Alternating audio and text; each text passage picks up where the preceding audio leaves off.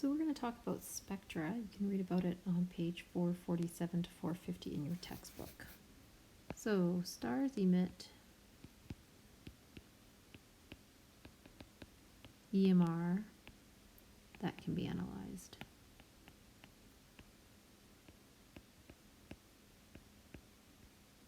You saw that with the radio telescopes and the gamma telescopes and X-ray telescopes, as well as visible light.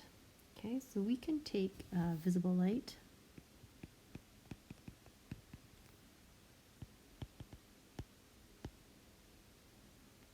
can be analyzed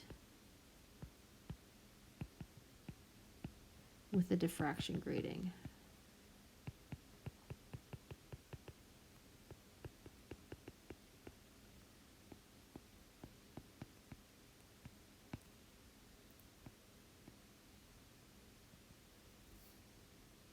Or what we call a spectroscope.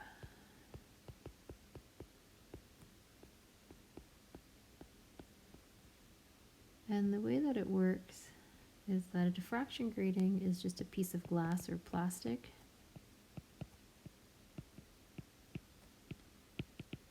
with thousands of slits in it, tiny slits. And those tiny slits that will separate the visible light.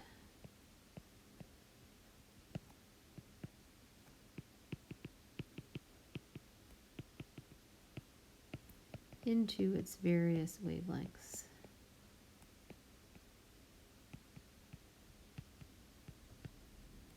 The pattern it creates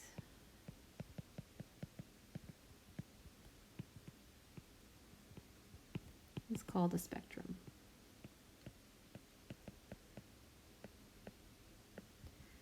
And spectra is just plural of spectrum. So what are the types of spectra that we can produce?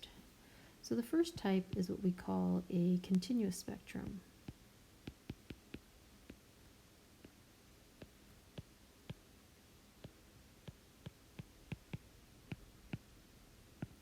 And this is created by hot matter.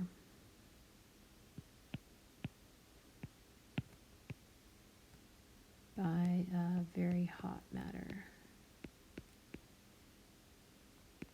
And you can see by this example here, when that hot matter or visible light comes off of that hot matter, goes to the diffraction grating, we get a continuous spectrum. So an example would be a rainbow.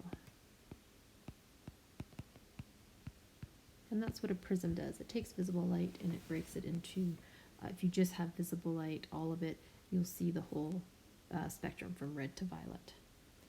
The second type of spectrum is what we call an emission spectrum.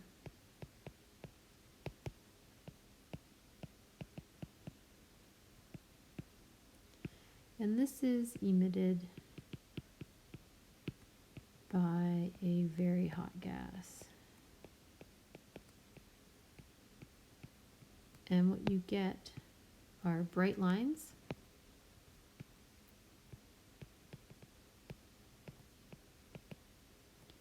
on a dark background. And so in the laboratory, we can heat up various elements in their gaseous states, and we can observe them through a spectroscope, the light that's coming off of the glowing gas, and we'll see specific wavelengths of light. So we won't see a continuous, we won't see all of them, we'll just see some of them. Okay, and so each element has a unique emission spectrum.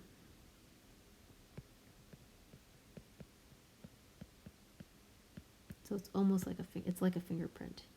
Each element has a unique emission spectrum.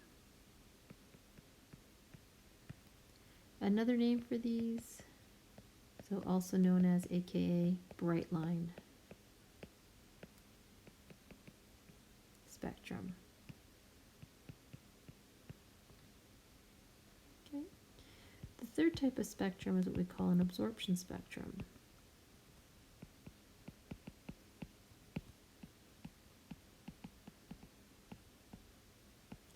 A absorption spectrum is emitted by, or is a pattern of dark lines on a bright background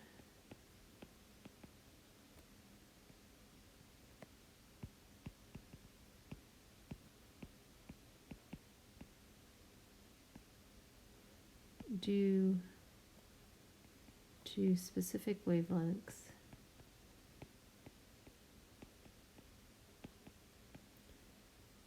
being absorbed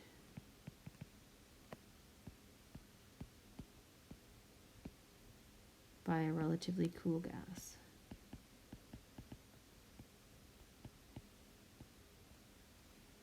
By a relatively cool gas.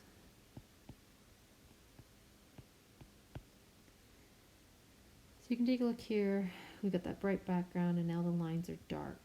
And so this is also called a dark line spectrum.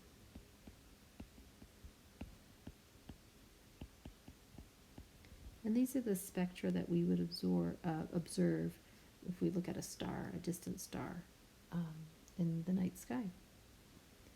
So how do we use these spectra? So we can do a spectral analysis.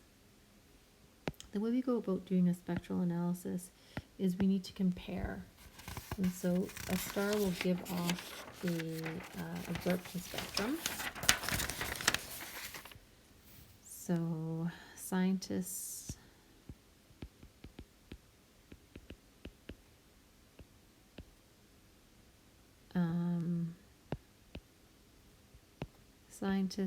observe a star's absorption spectrum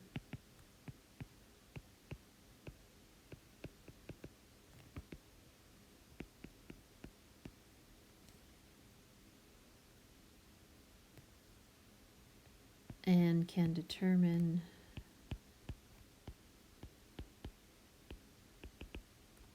the composition of the star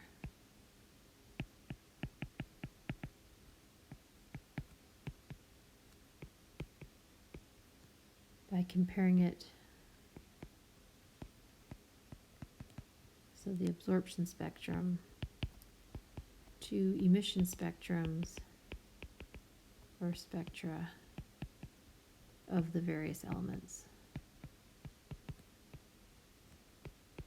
Because what you'll notice in this diagram to the left here is that when you look at the absorption spectrum of hydrogen, where those dark lines are, you'll notice that they correspond or match up to the lines or the wavelengths that hydrogen emits when it is being heated up.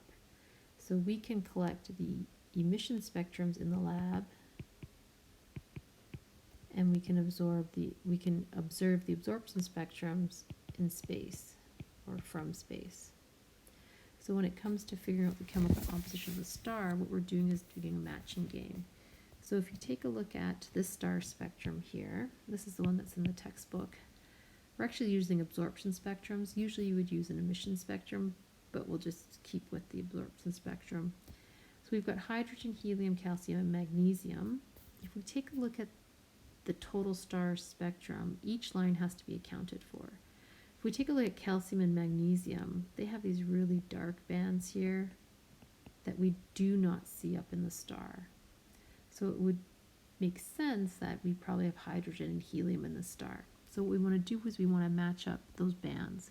So this band is there, this band is here, this band is here, and that band is there, or wavelength. So now we know that hydrogen most likely makes up this star, but we still have a few spectral lines that aren't accounted for. So if we start here, you'll notice that this line lines up with that, so that would make sense. So they're overlapping. These two bands or wavelengths are there. This wavelength is there. That wavelength is taken care of, that one, and that one. And so when we combine hydrogen and helium spectra, they actually make up this star spectra. So we can say with pretty good confidence that the composition of the star is hydrogen and helium.